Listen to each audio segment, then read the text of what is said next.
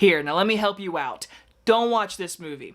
Watch the original 1940 classic, the hand-drawn Pinocchio masterpiece. A Disney classic movie, which I know they love doing these live-action remakes, but do not watch this movie.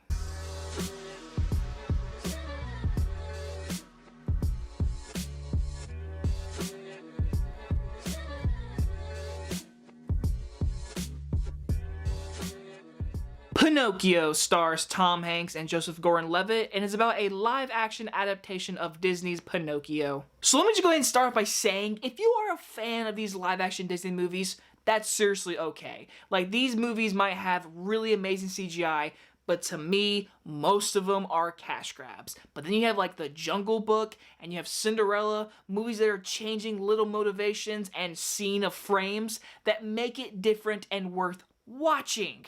Then, you know, you got Beauty and the Beast, the live-action Lion King, and then we had Mulan, movies that are just completely cash-grabbing off the original movies.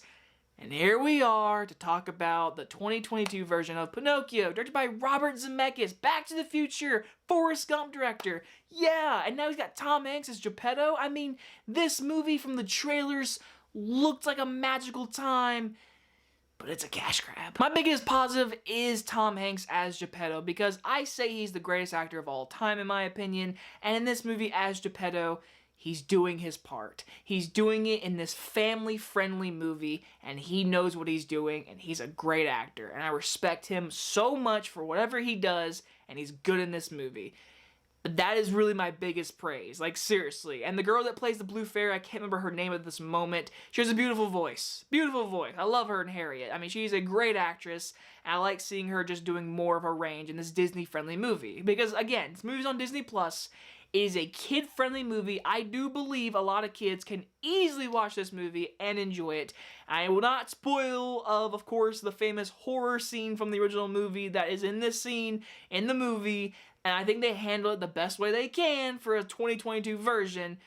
But again, I'm going to be comparing this movie to the original because this movie is almost frame by frame. Because Robert Zemeckis, who is a great director, but loved doing a bunch of weird CGI movies in the mid-2000s with like Polar Express, Christmas Carol.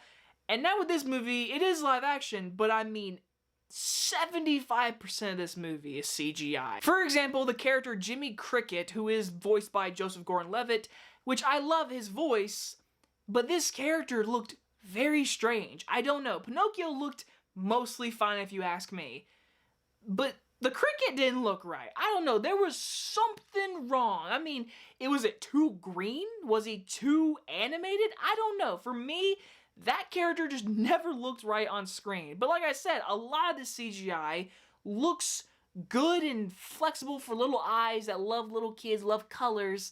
They're gonna love watching these stuff. And for me, I'm sitting there saying this is just distracting. This just feels like a cash grab. This movie is soulless. Seriously, like, I felt more in the Lion King movie because I was just loving the animation. I was loving hearing things I loved as a child. This movie has those moments, hearing a few songs, seeing a few characters come to life, and of course the famous horror scene in the movie where I think it could have been way scarier, but it's 2022 and they're playing it very safe.